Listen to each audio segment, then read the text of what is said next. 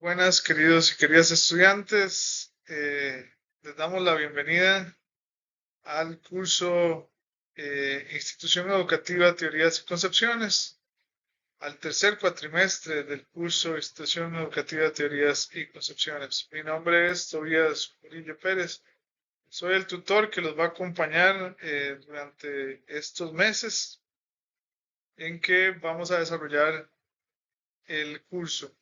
Espero que sea de agrado para todos ustedes. Yo voy a estar en una serie de tutorías que van a estar presentándose a través del curso. Esta va a ser la primera de aproximadamente 4 o 5 que vamos a hacer, donde vamos a explicar en cada momento las actividades, la metodología para los trabajos, para los proyectos. En este caso, vamos a empezar dando una rápida introducción a a los aspectos administrativos concernientes al curso Institución Educativa.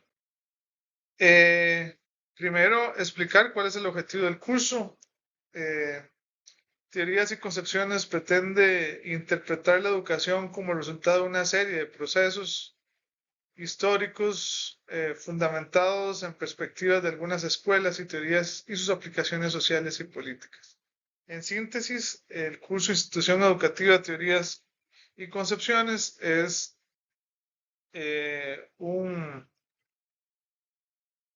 es un curso que pretende llevarlos a través de la historia, de cómo surgen las principales teorías educativas a través de la historia y cómo se vinculan estas específicamente con el desarrollo de la filosofía. Ahora vamos a ver más de cerca lo que se desarrolla en los contenidos. Pero básicamente lo que pretendemos hacer en este curso es darles una aproximación a las teorías filosóficas, a los filósofos también que teorizaron sobre el fundamento de la educación, sobre los principios de la educación y sobre cómo tendría que ser la educación en diferentes épocas. Es importante decir que este curso se basa principalmente en el desarrollo de esas ideas en la filosofía occidental. Partimos desde la Grecia antigua hasta la actualidad. Es el desarrollo de las teorías educativas en Occidente, ¿no? Y este curso va a pretender a grandes rasgos pues llevarlos a través de esa historia, de esos fundamentos filosóficos de la teoría de la educación. Eh, ¿En qué consiste o cuáles son los contenidos del curso que vamos a ver a continuación? El primer capítulo eh, trata de dar las aproximaciones o las consideraciones conceptuales en torno al concepto de filosofía y filosofía de la educación, tanto delimitar cada uno de los aspectos, así como cómo están vinculadas tanto la filosofía como la filosofía de la educación, cuál es el proyecto de la filosofía dentro de la educación eh, y cómo entender el propósito de la educación en torno a nuestras sociedades modernas occidentales. Otra cuestión fundamental en la que versa este primer capítulo tiene que ver con la diferenciación entre lo que es filosofía y lo que no es filosofía, ¿no? ¿Para qué esta aproximación? Bueno, precisamente para delimitar el campo en el que vamos a ingresar y los fundamentos teóricos con los que vamos a construir el curso y el concepto de filosofía de la educación. Eh, También un elemento fundamental que pretende elaborar este curso y que le pareció importante a los autores del libro es hacer la diferenciación entre educación y adoctrinamiento. Estamos en épocas políticas convulsas, estamos en épocas políticas donde comienzan a surgir los gobiernos totalitarios y donde la educación dentro de esos gobiernos totalitarios pues trata de llevarnos cada vez más a procesos de adoctrinamiento, no de enseñanza, pero no de educación, no de aprendizaje, sino de adoctrinamientos, pues que pretenden imaginar un mundo unipolar, un mundo donde no existe la diversidad, un mundo donde los derechos eh, de las minorías comienzan a ser cada vez más reducidos pues hay todo un sistema educativo que justifica estos principios, pues que necesitan básicamente la construcción de un modelo de adoctrinamiento casi religioso que pretende que las personas piensen que la realidad es única.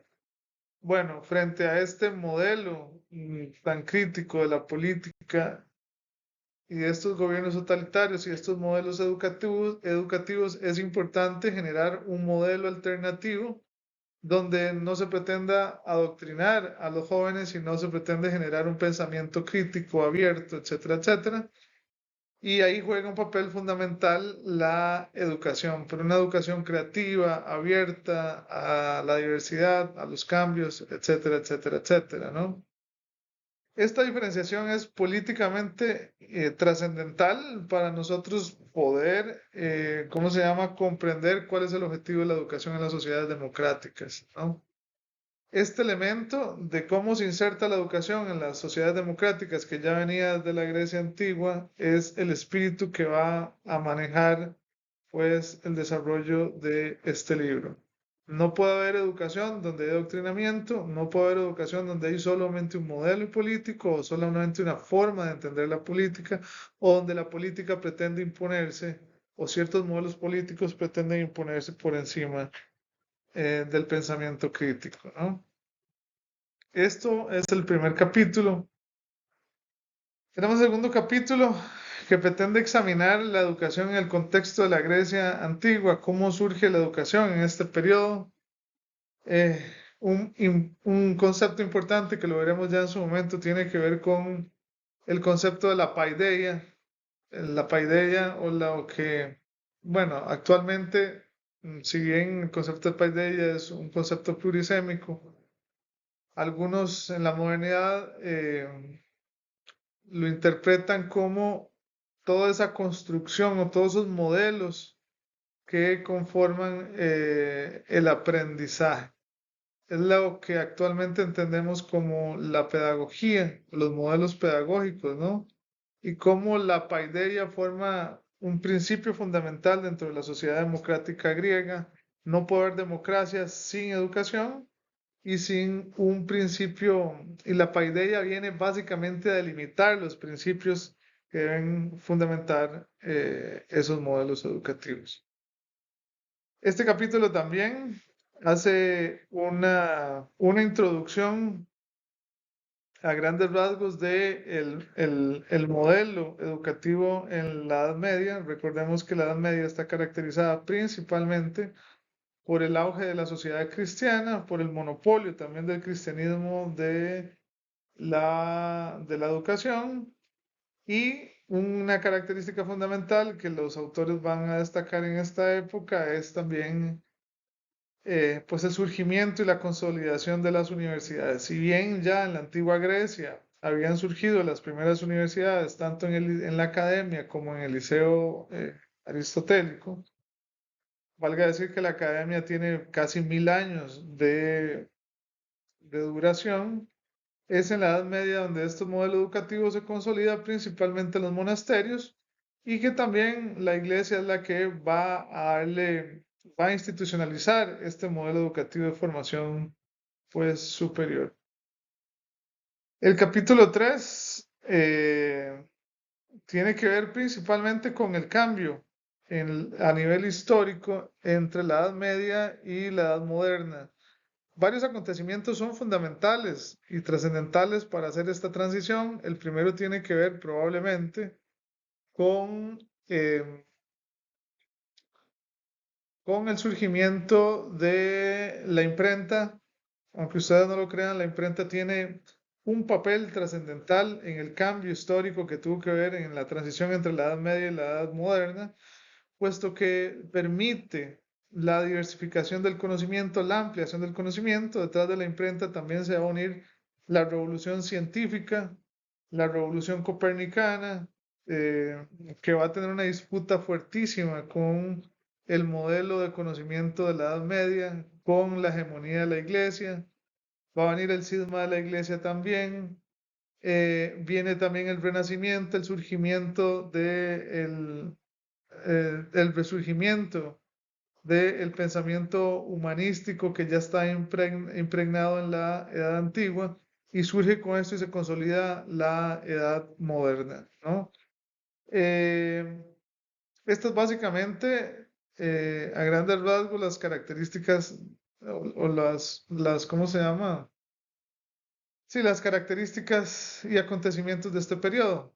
Va a surgir también aproximadamente 200 años después, 300 años después, lo que nosotros conocemos como la Ilustración o el movimiento ilustrado. Va a aparecer uno de los filósofos más importantes en la teorización de la pedagogía, que es Rousseau, y una nueva concepción muchísimo más, ¿cómo se llama? Científica, en este sentido positivista, que confiaba del todo en la razón humana para la solución de los problemas de la humanidad. Es en este periodo donde surge lo que nosotros entendemos como la Ilustración y la época contemporánea.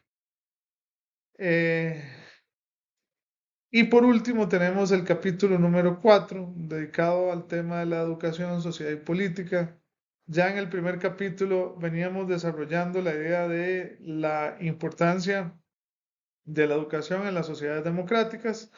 Pues básicamente este capítulo viene a resellar este elemento, insistiendo en un punto que es fundamental, la separación entre la iglesia y el Estado, y con la separación de la iglesia y el Estado, también la separación del adoctrinamiento, de la religión, de los procesos educativos, ¿no? Los procesos educativos no pueden estar asociados a un modelo religioso específico. No significa con esto que se rechace la religión, sino que la educación tiene que estar abierta a la pluralidad de pensamiento, a la diversificación de pensamiento, a diferentes modelos, y no puede haber una sociedad democrática específicamente en un lugar donde el pensamiento que disiente, el pensamiento diferente, pues no tenga cabida, ¿no? En este sentido es fundamental explicar el papel del Estado en el aseguramiento de una educación independiente. Y este capítulo hace, pues, a grandes rasgos, da a grandes rasgos la importancia de estos procesos de separación entre iglesia y religión, y cómo la educación tiene un papel fundamental en la consolidación de las democracias modernas. En síntesis, no puede haber democracia si no hay un sistema educativo fuerte. Y eso no tiene nada, no solamente tiene que ver con los aspectos teóricos que da el curso, hay una serie de ejemplos a través y a lo largo de la historia donde los regímenes autoritarios pretenden principalmente atacar la educación, eh, disminuirla, hacerla, ¿cómo se llama? Reducirla a un solo modelo, y con esto, pues básicamente convertirla en adoctrinamiento, como lo hablábamos en el primer capítulo. Em, unos aspectos fundamentales que necesitamos saber en este curso tienen que ver con los recursos didácticos con los que vamos a contar. Lo primero que todo es decir que el curso cuenta con un libro de texto, lo que nosotros llamamos una unidad didáctica modular. Esta unidad didáctica modular fue creada por los compañeros de la cátedra, el director de la cátedra, don Jorge Celedón, y el compañero Jerry Espinosa. Es un libro de fácil lectura, de una lectura también bastante motivante, y de muy fluida y de mucha fluidez. Todos ustedes tienen que tener el libro de texto. No existe una versión digital, entonces tienen que tener el libro de texto impreso. La unidad didáctica modular también cuenta con las orientaciones académicas que se encuentran dentro de la plataforma Aprende UNED. Deben descargarlas, es ahí donde se encuentran las tareas, los proyectos, donde se encuentran las indicaciones, etcétera, etcétera, etcétera, ¿no? deben descargar las orientaciones que son la guía para poder leer la unidad didáctica modular. El curso va a contar también con tutorías como estas que estamos dando actualmente. Antes de cada proyecto, antes de cada tarea, se va a estar subiendo una tutoría donde vamos a aclarar los aspectos fundamentales, administrativos, pero también teóricos o de fondo de cada una de las actividades que se tienen que efectuar, con explicaciones amplias sobre los textos que se requieren para efectuar ¿cómo se llama? Las actividades. También contamos con las videoconferencias. Estas videoconferencias, hay un canal de YouTube donde se transmiten, se van a colgar también dentro de la plataforma, dentro del canal de YouTube de la cátedra, que ustedes lo tienen, lo pueden buscar como Cátedra de Filosofía de la UNED. Ahí vamos a estar subiendo todos los productos, todos los videos que vamos a estar elaborando, tanto mi persona como el compañero que elabora las videoconferencias. Tienen también la posibilidad de atención telefónica al número 2527-2697 con el director de la cátedra, que es don Jorge Celedón. El compañero tiene que consultar el horario de atención. Él generalmente atiende de 2 a 4 de la tarde en el horario que se especifique. Muy importante es que esta vía de comunicación es principalmente administrativa, pero pueden también aclarar cuestiones de fondo.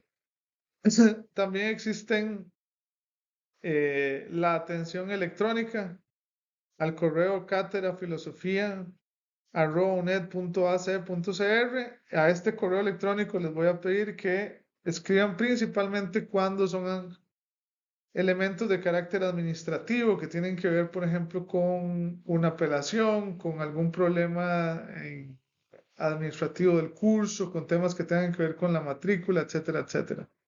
Lo que tenga que ver con temas de fondo del curso, con temas que tengan que ver con las actividades, con temas que tengan que ver, bueno, también con apelaciones, las pueden hacer directamente al correo de la plataforma que yo voy a revisar periódicamente, o también a el espacio de dudas y consultas de la plataforma. Hay un call center también donde pueden llamar, ahí están las extensiones. Y como les dije, el canal de YouTube de la UNED, las tutorías van a ser grabadas de forma asincrónica. Entonces, ahí pueden hacer las consultas que ustedes deseen. Ustedes tienen a continuación el cronograma del curso. Voy a ver si puedo verlo de otra forma. Ok. Ustedes tienen acá la guía del curso. Es muy importante que respeten las fechas, principalmente las fechas de entrega. ¿Dónde están aquí anunciadas? Aquí están las fechas de las videoconferencias, están las fechas de la primera entrega de la tarea, están especificadas las fechas también del primer proyecto y el segundo proyecto. Muy importante indicar que si por alguna razón ustedes se pasan de la fecha de entrega, no tenemos una posibilidad de recibir trabajos extemporáneos. La cátedra nos tiene prohibido recibir trabajos que se den fuera del tiempo indicado. Por lo tanto, tienen que, ¿cómo se llama? Procurar, ojalá, llevar con mucha antelación el desarrollo de los trabajos, no dejarlos para última hora y muchísimo menos la entrega, dejarla para la última hora. Ustedes pueden cargar los documentos PDF e incluso en el periodo lapso de recepción de los trabajos, pueden hacer una modificación si lo quisieran antes de la fecha de cierre. Este es un aspecto muy, muy, muy importante, ¿no? Como les dije, las videoconferencias van a quedar grabadas también. Ahí pueden hacer ustedes, pueden visitarlas para hacer repasos de la materia. Y por último, lo concerniente a la evaluación de las tareas y los proyectos. Como ustedes ven, la tarea, el curso se pasa con una nota de 7. Ustedes tienen 10 puntos desglosados en 3 actividades, una tarea, un proyecto académico, el proyecto académico 1 y el proyecto académico 2. ¿Por qué es importante esto? Porque eventualmente, si ustedes perdieran, no pudieran cargar la primera tarea, todavía pueden salvar el curso con los 2 proyectos, obteniendo incluso un 3 o un 4. ¿Qué pasa si yo falto, no puedo entregar el proyecto académico 1 que tiene 4%? En este curso en específico, no existe reposición. Si una persona pierde el proyecto académico 1 o 2, automáticamente obtendría un 6 y ya no podría pasar de ninguna forma el curso. Por eso es importante que ustedes pongan atención a las fechas de entrega y procurar entregarlos en el momento indicado. Repito, el curso se pasa con un 7. Existe la normativa de redondeo para que ustedes la examinen. Desde este momento ustedes ya pueden ir efectuando las tareas para que no las acumulen. Sin embargo, el lapso de tiempo de recepción de las tareas es el que se